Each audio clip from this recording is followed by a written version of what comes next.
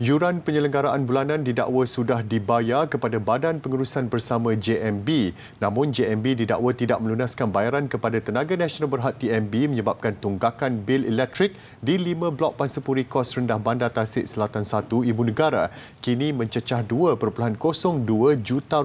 Notis pemotongan bekalan elektrik telah dikeluarkan TNB menyebabkan lebih 1,000 penghuni gusar berdepan kesukaran menjalani rutin harian. Keluhan mereka disuarakan kepada Zulfakri Samsul Arifin.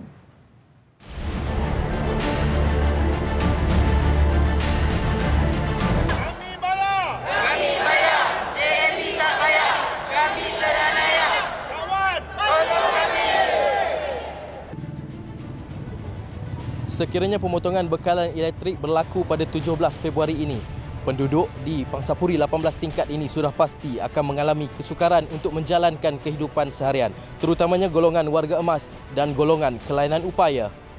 Pemotongan bekalan elektrik itu pasti akan menjejaskan kemudahan lain termasuk bekalan air, fungsi lift dan lampu koridor.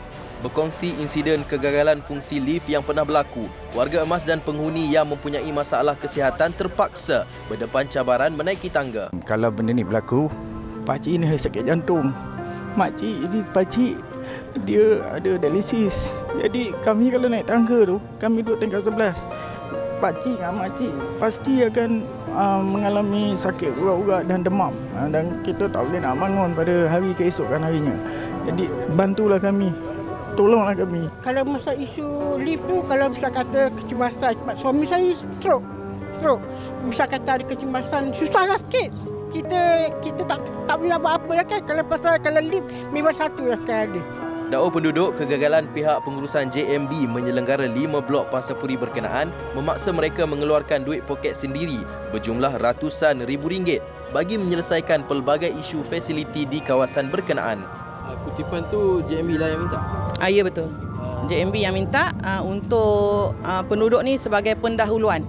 Support kepada bayaran yang dia nak submit kepada air dan pelbagai penyelenggaraan lift lah semua tadi itulah.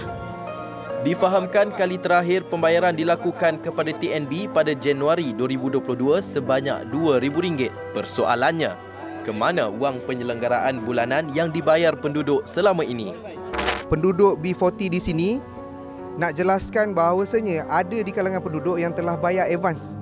Ada yang sampai RM5,000 yang telah dibayar advance untuk menyiapkan fasiliti lift, termasuk repair lift. Tapi sampai sekarang lift masih rosak. So kami rasa kami syaki ada penyelewengan di kalangan AJK ataupun di dalam pengurusan itu sendiri. So kami minta pihak berkuasa untuk campur tangan dalam hal ini untuk menyiasat secara keseluruhan. Sehubungan itu, penghuni mahu pihak pengurusan baharu dilantik bagi mengelak penyalahgunaan wang terus berlaku. Penduduk juga telah membuat laporan polis berhubung isu berkenaan. Sementara itu, Setiausaha Politik kepada Perdana Menteri Datuk Azman Abidin selaku Wakil Pejabat Ahli Parlimen Bandar Tun Razak memaklumkan pihaknya kini dalam usaha membantu menyelesaikan masalah dihadapi penduduk itu. Adalah masalah yang besar adalah lift. Mana lift tersebut perlu dibaiki dan kos membaiki lift tersebut mencecah hampir RM200,000. Perkara ini pun telah pejabat parlimen yang berhormat Ahli Parlimen Dr. Wan Azizah telah pun membuat surat kepada Menteri KPKT dengan Komeng untuk membantu menyelesaikan perkara ini dan insya-Allah dalam tindakan pihak KPKT. Laporan Zulfakri Samsul Arifin, TV3. Dan sementara itu, polis mengesahkan menerima 17 aduan terhadap JMB Pangsapuri Kos Rendah Bandar Tasik Selatan 1 berkait isu tunggakan bil elektrik mencecah lebih RM2 juta. Pengarah Jabatan Siasatan Jenayah Komersial JSJK Bukit Aman, Datuk Seri Ramli Muhammad Yusof berkata, laporan polis itu dibuat penghuni di Pangsapuri terbabit.